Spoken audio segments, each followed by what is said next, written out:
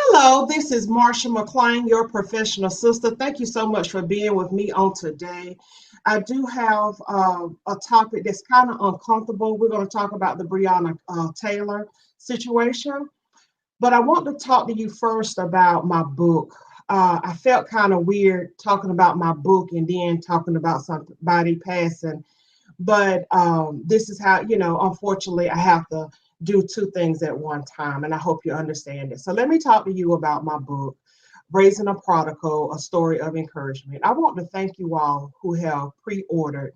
I have over 50 books sold pre-order, and I just want to thank you so much. I value that you respect my platform, that you appreciate me, that you see that I give out quality information, that you would even trust about my book. And that really means a lot to me. I do want to prepare you. You're going to hear a lot about this book in the next week because it's that launch week. And I would just encourage you, when you read it, please give me a review and ask somebody else to buy it. And because I've sold 50 books already, if you all remember a few weeks ago when I told you all I was launching, I have 5 books to give away to people, and I will give those away. If you feel like you will benefit from a copy of the book and you aren't able to purchase one, please reach out to me and I will assist you. Now, if I know you and you're like, give me a book, I'm not getting, I'm just not going to do it. I'm going to send you the link. Okay. But I do have 5 books to give away. Cause remember I said for every 10 books I sell, I'll give one away. So I've sold 50. So I'll give 5 away. And I just want to appreciate you all that supported me and are supporting me in this process by allowing me to put my flyers on your pages, by sharing my information, by shouting me out. I want to say thank you for that because you didn't have to do that. And it really means a lot to me. I'm just so humble. So I just want to say thank you. I'm not going to go into any more details. You will see me live tomorrow, though. Be shouting out my book, okay? You'll see me live tomorrow, but that's all I'm going to say today. Thank you. Thank you for trusting this platform. Thank you for just tuning in every week. And if it's some information or something you would like for me to talk about, please let me know. Just put it in the chat. Put it, I guess how the young people say, put it in the DMs or send me an email, whichever you want to do. And also, thank everybody for tuning in to my newsletter. You can get that monthly. We'll send out positive things to you. You'll know what I'm doing. I am a speaker. So for you all who don't know that, I'm a speaker with kind of a comedic spin, little country, little slang stuff with it. So please continue to support. These are ways that you can support. And I'm also asking you, if you enjoy this broadcast, please like and share. That's one way you can support a business, especially if you are one of those Bible thumpers always talking about how you love Black business, women business, and you'll support. I'll be looking at you funny when you say that and you can't even like my broadcast. You can't share it with nobody. Do you want to tell me, can you buy some cupcakes from Little Johnny or, Girl Scout cookies and all that? I be looking at you. I'm going to buy it. But I'm be looking at you funny. I'm just gonna let you know. And the next time you ask me in COVID Corona, want me to buy one of your little chicken plates for your church with Corona? Now you know that don't go together, Corona and a chicken plate. But I'm gonna look at you funny. I'm gonna buy the plate, but I'm not gonna eat it. I'm just gonna tell you that. So if you know you having a good time, you get a chuckle and get some information, hit that like button. And if I see you in public and you don't hit like, you better hope I've been prayed up that day, because Jesus may have to save your life. I may have to jump all over you. And I don't want to do that, okay? I want to be silver. I want to smile. I'm like, God bless you and go on. But if you don't hit that like and I know you better hope I have prayed that day. Oh, Lord, have mercy. Because Jesus may have to save your life. I'm just being the truth. Okay. But for all y'all that hit the like button and all that good stuff, thank you so much. I really appreciate it. And if I can help out in any way, please let me know. And I also want to just thank my hometown too. Just thank you for the support. It's really appreciated. And maybe I'll tell you, as we get into my book, I can tell you parts of it to kind of tell you my story, okay? But I want to talk about Breonna Taylor today. I'm going to get to a serious side. We're going to talk about Breonna Taylor. So Breonna Taylor's information came out where, nobody was really charged with anything. A police officer got charged for shooting into another apartment, but didn't get charged for killing Breonna Taylor.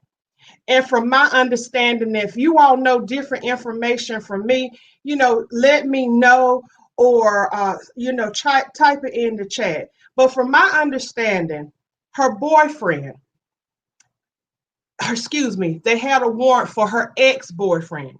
Okay, they had a warrant for the ex-boyfriend, a no-knock warrant.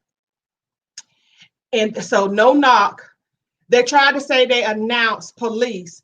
But if you have a no-knock warrant, I've been told that if it's a no-knock warrant, normally they don't say police with a no-knock warrant, because that don't even make no sense. Why you gonna no knock? You're not gonna knock, not gonna introduce yourself. You're gonna just go into somebody's house, but you're gonna say police? Come on, we're smarter than that. Secondly, her current boyfriend that was in the bedroom with her shot at the police, and I think that he injured the police in the thigh, okay? He got arrested. She died. And nothing happened, and they are still trying to take her current boyfriend, her former boyfriend, because she has passed away, back and forth to court because he shot a police officer, but they did not identify themselves as a police officer, okay? And you kill a lady. And I knew something was wrong, and probably all of you did as well, because they asked for a curfew and everything, maybe like 3 or 4 days before they told, the grand jury came back. They asked for a curfew. So I was like, they about to do something really stupid if they need a curfew, and that's what happened.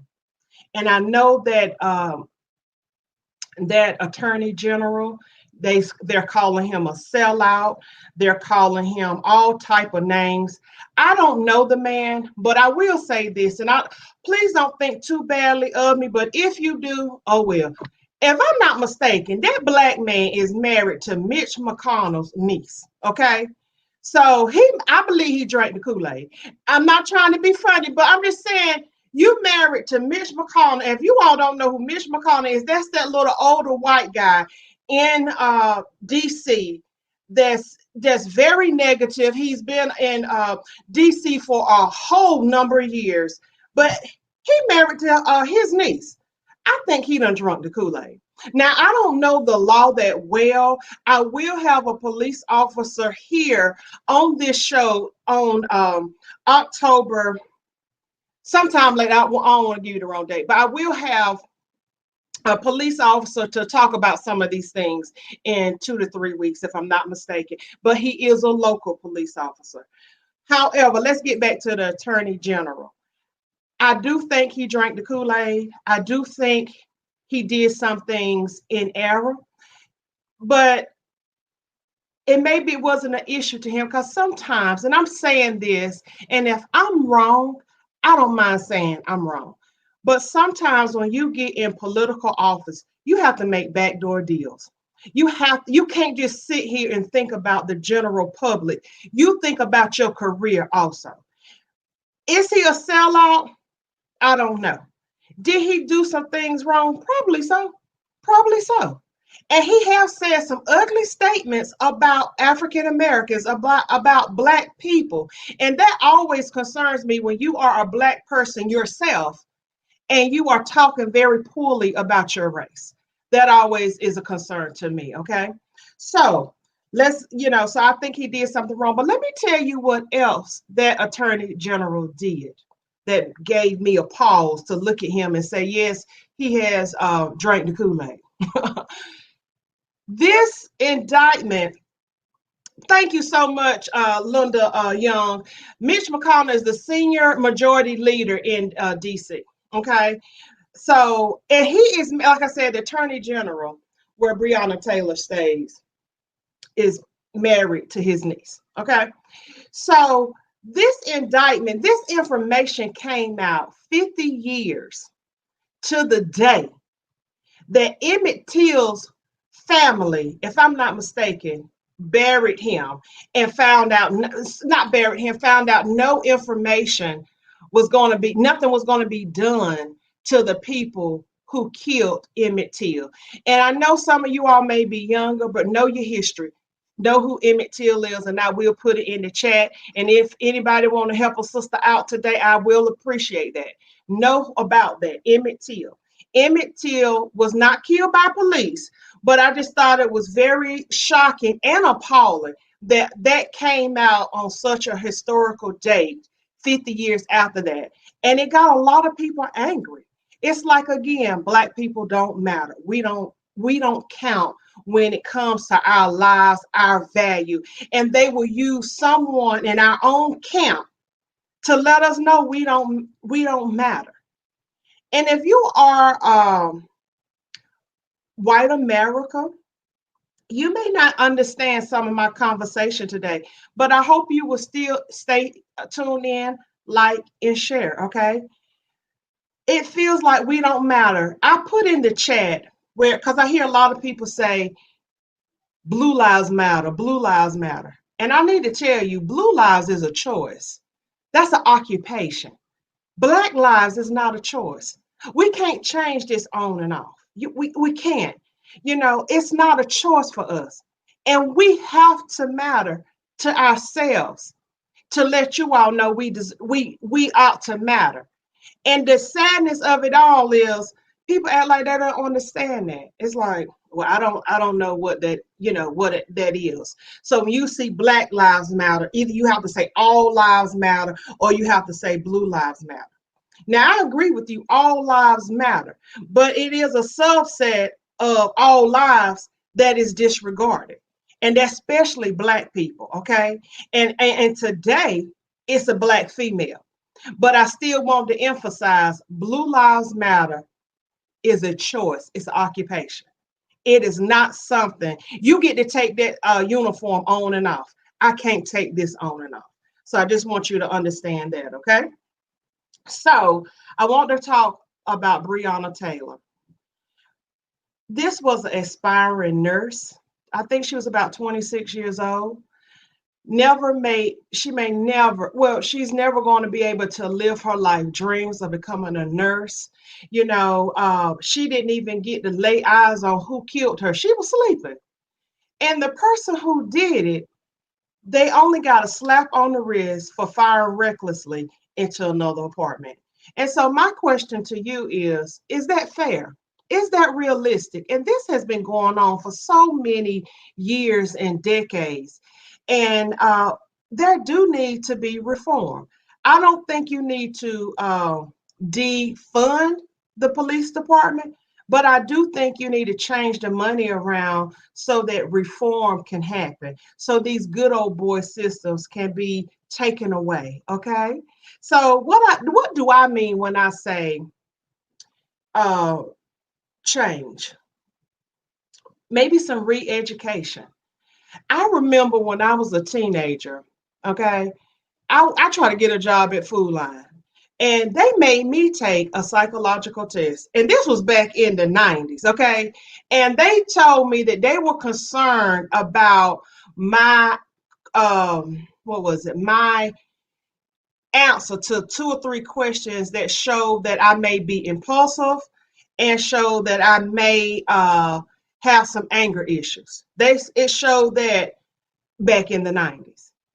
And I didn't get the job at Food Line. And I just bring that up because I'm wondering, is that done with the police department? And the police officer that I have here, that will be one of my questions. Do y'all take a psychological? Is it yearly? Is it required for your job? If they see that you have certain characteristics, Is that identified, and do you have to get therapy more often? And I will tell you this as a therapist. I see a lot of men and women in my office that are professionally police officers. Okay. I see them and I see their spouses. Many of them have anger problems. They are abusive to their families and their children. So I see this a lot. Okay. So just kind of be careful with that. And I'm not saying the demands of the job does not cause them to, be at a higher stress. Okay. But what I am saying is, let's find a way to support them so that they can be successful in the community that they're supposed to support. And I'm going to throw President Trump in here for a moment. Now, I don't bash the president, but I will question some of the things that he do. Okay, I got a little crazy email where they were like, "Well, you say you don't bash the president, then you say something." That's right. I'm gonna say something, but I don't bash him, calling him name. I don't talk about him like he talking about Joe Biden, calling Joe Biden dumb and stupid. Now I don't do stuff like that. That's just unprofessional. You don't supposed to do stuff like that. But I'm gonna go on, okay? So Donald Trump and some people that follow him and support him are using this term law and order, right? We need law and order. I caution, you need to be careful with that term, okay? I'm going to tell you why. Because other people are listening to that term and they're saying that you're right. We need law and order. And if these police ain't going to take care of us and we got to be nervous about the police, we're going to take law and order into our own hands. So you really need to be careful about that, saying that, and who's listening and who's saying, I got a gun at the home. You right. I'm going to cause law and order to sit down in my house. So you really need to be careful about that. Law and order. Okay. But what type of law and order are you talking about? Because if people are already on edge and don't really respect the police and their authority, you're just gonna cause chaos. You and anybody that's listening to what you're saying. Okay. Please like and share. All right. And if you have any questions or would like to give feedback, please just put it in the chat. Okay. Is before I go any further, I had a conversation with a young person today that's probably about 20 years old, and they didn't know about the police assault from the 90s, where it was I want to say a Haitian man, and I put it in here, where he was sodomized by the police in New York. And if I'm not mistaken, they broke a broomstick off in his rectum, and they sued. I remember I was a teenager when that happened, and it disgusted me so bad. And I was saying, so police officers think that badly of people that they will put them to the ground and sodomize them with a broom. And I was like, who does that? Who thinks like that? But it happened. And if I'm not mistaken, I do believe it was like 7 or 9 officers, but I've put that in the chat. But it kind of shocked me that some people that's 20 years, that's 20 years, between 25 and 20, don't know about that case, that information. And that was one of the biggest things when I realized as a Black woman that I may not matter to a police officer because of the color of my skin. I may not be treated fairly. And I've had my own run-ins with the law where I wasn't treated fairly, just because I don't know if it was because I was a woman or because I was a Black woman. I don't know. I do know I was treated unfairly. And I tell my son about this situation with the guy being sodomized with the broom because I was a teenager then. And that's when I realized they don't care about us at all. They will do something like that. Because I'm just like, who thinks of that?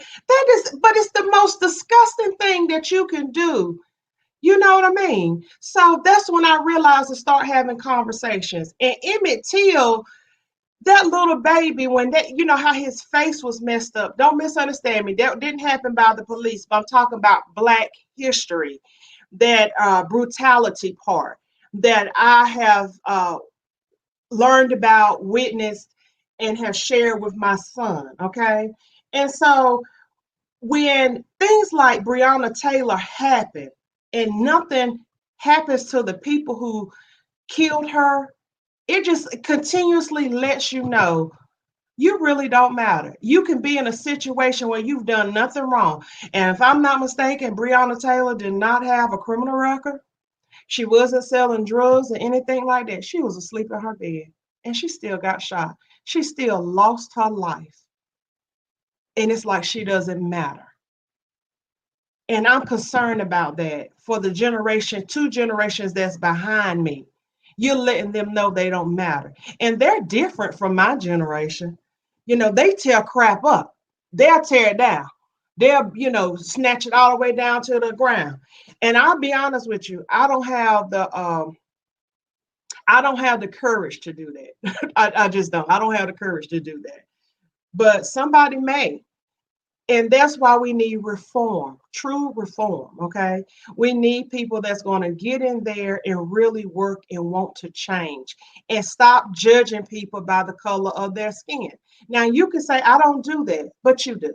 You do it. And I'm going to tell you why I know you do it, because I do it. Okay. I'm always aware when I'm the only Black person in the room. I'm always aware of that. And I have to scan the room to see what little nice white person I can sit beside. You may not like this teaching today, but I'm going to teach it anyway, okay? I always know when I'm in a room by myself and I'm the only Black person there. And I scan the room to see who I can make eye contact with it and make me feel good where I can sit down, okay?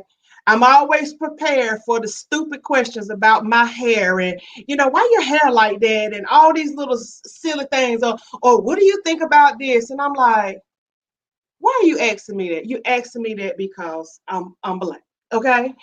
So let's just have these conversations. Okay. Okay.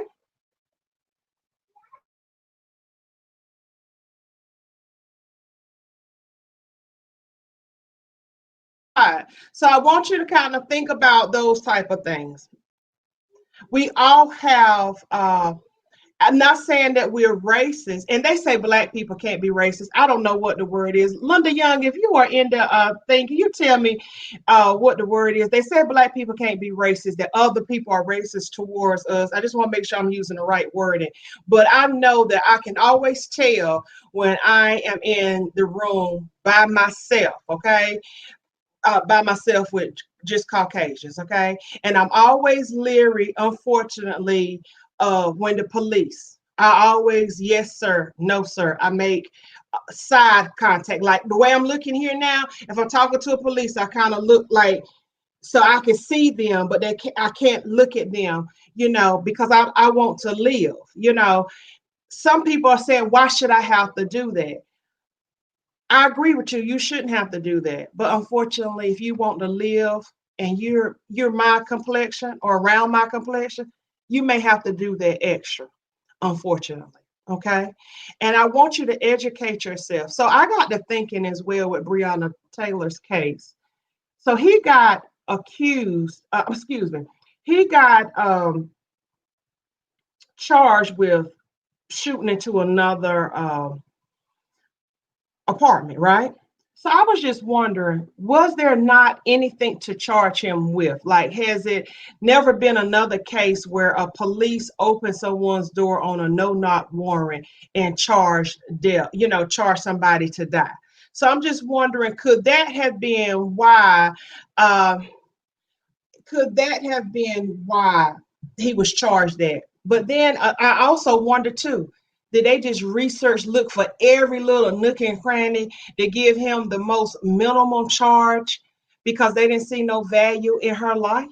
Could that be it as well? Like you have to have some value. I'll give you a perfect example. George Floyd.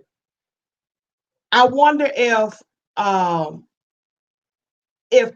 famous people had not spoke out about him immediately, well, we got the same response if somebody had spoke out about Breonna Taylor immediately. You get what I'm saying? So I just want you to kind of think about that. I just want you just trying to give you some information to think about, maybe research, maybe continue to add things to your family or your children so that they don't be killed I don't want them hurt. I'm always worrying about my son. He grown. But like I said, he's in a different generation. And where I say yes, ma'am, no, sir, or, I be like, just, get out the way. He may not do that because he may feel like, why should I have to do that? And I'm trying to explain to him, you shouldn't, but unfortunately, you may have to. Okay. And so that's what I'm concerned about in this America 2020. Okay. So Donald Trump have made this a wonderful America. I want to say for maybe white males between the ages of 40 and over, maybe some white women. But when I asked Trump supporters, Donald Trump supporters, the president supporters, can you tell me why you support him? They always say, well, he makes the economy better. So I say, what about how he talks about people? What about how he's very divisive? Then they'll say, well, he don't support gay marriage and he don't support abortion. And I was like, so all that other stuff don't matter. They can't never say all this other stuff. They'll just say, they'll just say that they'll just go around with you, never really give you a clear answer. Okay. And so that's what I want you to kind of monitor. Because I always ask, is gay and abortion the only two things, sins that you all see? What about this other stuff? You don't see that? You don't have no issue with that? That's what I'm concerned about, because the divisiveness hurts people like me. The statements he makes hurts people like me. And it doesn't make it safe for me in this America. And that's not fair.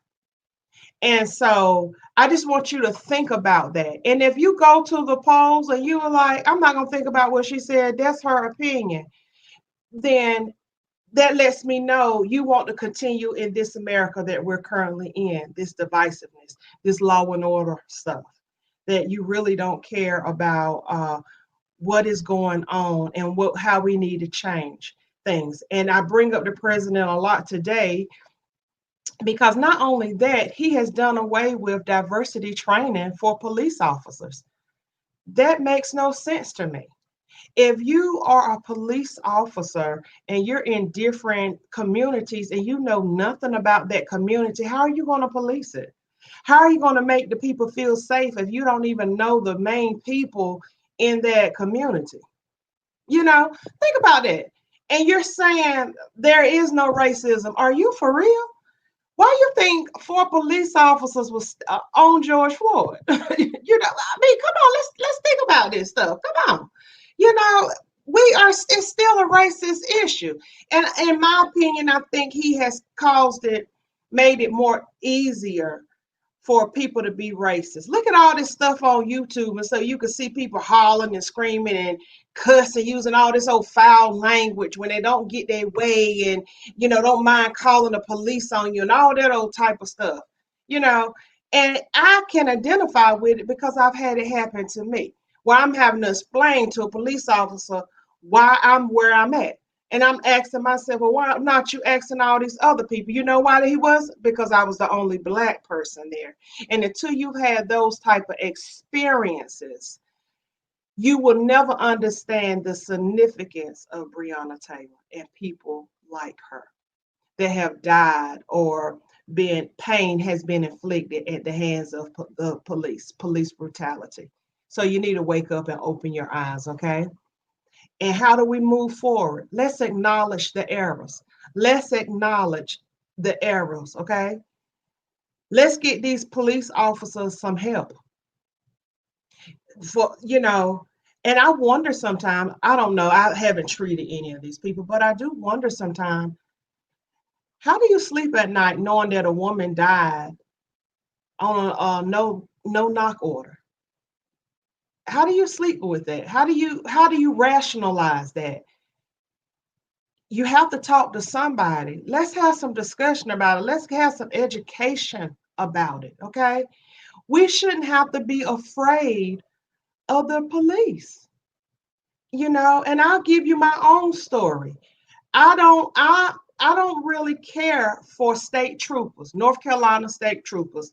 North Carolina is where I live, so I'm going to talk about them. I've had 4 bad encounters with North Carolina state troopers. I do not like them. And I get very nervous when they get behind me, and that I'll call 911 and I'll say, it's a state trooper behind me. Can you stay on the phone until I have my interactions with them? Because I've had bad experiences going back from when I was a teenager on up to like 3 years ago, where I feel like they belittled me, they talked to me very badly, and they made decisions based off, oh, you got an attitude, oh, you don't know how, you don't know your place, you don't know when you're talking to somebody in authority, what to say. So they just did other stuff. And so I would like to have some conversation about that. What happened in your life, or as a police officer or as a state trooper, that it's easy for you to be so abusive and abrasive, but you won't respect? Most times when people have authority, it should humble them a little bit, because they recognize they have a position of authority and they want to be helpful. And I didn't get that. I just got like, oh, you don't know who you're talking to. Don't you know I have the power to lock you up and embarrass you? That's the encounters that I got. And I also had a bad encounter with Cary police as well. And I'm telling you my story just to let you know I understand. I've had a bad encounter with Cary police, where a police officer, and I'm telling you all a little bit of information. If a police officer ever come to your door, you do not have to invite them into your home. Talk to them on the porch, okay? So I made the mistake and invited a police officer into my home. When he was knocking on the door, I said, well, come on in. And he tried to run his mouth to me in my house. So I called and I asked, I'm having an issue with this officer. I don't mind, working whatever I need to do, but could you get another police officer? And he tried to, well, I'll just tell you, I was arrested. Because how dare I call asking for another police officer? And so I'm just going to tell you what happened. So because of this incident, I had my house broken in probably a year later. My house was broken into. It took me 3 days to call the police. And when the police asked me, why did you not call earlier? And I said, I've had bad experiences with police officers. I don't trust you. I don't need nobody talking to me, mistreating me in my own house. And I was just going to take it as a loss. A family member had to assist me with calling the police because of trauma. Okay. So I'm telling you my own story about police. And that's why I'm asking, what are you going to do different? And the police was looking at me crazy. And then one guy said, I'm sorry you had to go through that where you don't even trust calling the police no more. And I said, I don't. And I'm going to tell you, and I'm a professional woman, licensed. I got 3 or 4 licenses, professional. But I will tell you this. If we can't trust the police, if something go down in our neighborhood or we hear or see things, do you think we're going to call the police? Do you think we're going to provide information? No, we're not. And that's why I'm telling you, it has to be reformed, where we can trust the police in our neighborhood, where we can work together. Because what are we striving for? To have a great community, right? And who wouldn't want to work together to get that done, to make sure the streets are safe, to make sure that we're just having a good community, and where we can truly say we've had great experiences. Now, I said some bad stuff about different police officers, but let me tell you, a wonderful police officer. He's retired now, Sergeant Humphreys of the Holly Springs, the police department. That is a really great man. I hate that he has retired. He helped me on more than 3 occasions with my son. Very great man, very insightful, provided information. And what I loved about him, if he saw me in the community, he would say, hey, Miss McClain, how you doing? How your son doing? That meant a lot to me. And so it's not a lot of Sergeant Humphreys to go around. Well, he retired now. There's not a lot of them to go around. But imagine if we had a whole bunch of police departments with Sergeant Humphreys had that mindset. I'm still going to interact. I'm just going to check in and make sure everything's okay. Maybe we wouldn't have to keep having so many Breonna Taylors. Okay. So moving forward, let's talk. Let's devise a plan. Let's get together and work together with the police departments. Let's figure out a ways. What are some problems of friction? Where are some areas of friction that we need to improve on and address? What are some things that we can do differently or for the police to acknowledge? And for us to acknowledge as a community, like I can acknowledge, I don't really trust the police. I don't like state troopers. I can feel my flesh rising, my shoulders rising when one get behind me. You know, but I think that's a trauma response, okay? But because I've had so many poor, just not really good communications with them. But I think about my interactions with Sergeant Humphreys of the Holly Springs Police Department, and I was like, well, all of them not bad because he was good people. You know what I'm saying? So that's a way to move forward. And expressing your anger. Anger is a wonderful emotion. Let's just be clear on that. Anger is an awesome, wonderful emotion, but you have to be careful because sometimes anger can come across positively and sometimes anger can come across negatively. Like you could say, I'm angry, I'm mad with you. You did this, you did that. Or anger, sometimes you can go beat up a bag at the gym, whatever. But another anger response is when you can't say I'm angry, but it's all in your face, your mouth balled up, you could see your body trembling from the anger, and you go impulsively and you harm somebody. That's not good anger, okay? Anger is a natural response, but it's two responses of anger you got to be aware of, okay? Please hit like and share. I'm tired of talking to y'all about this every week. Every week we got to go through this. Why y'all got to be difficult every week? Help a sister out. Come on now. Let me get on back what I was saying. Anger is a healthy response and it's a normal reaction. It's one of our emotions, okay? So you can utilize it, but educate yourself. And if you notice you angry all the time and you mad all the time, you need Jesus. You need Jesus. Call me so I can get you a Bible and take you to Bible study. So you need Jesus or something. If you angry all the time or people always have to tell you, you seem a little angry today, or anything I can help with. If that is your issue all the time, you may need a little, may need a little Jesus, a little meditation, let's figure some stuff out, okay? And so we can get you the help that you need, okay? But moving forward with Breonna Taylor, do some things in her honor, and because that will stick with me, and I'll tell you why. I think it's because it was a female and that she was in her bed sleep. I think that's why that would affect me so badly, okay? And it will stay with me and that will stay with me for a while, okay? But I will do something in her honor. I will think of her and I will make sure I tell her story and say her name. I will educate myself on my little grandbaby. I'll let him know about Breonna Taylor.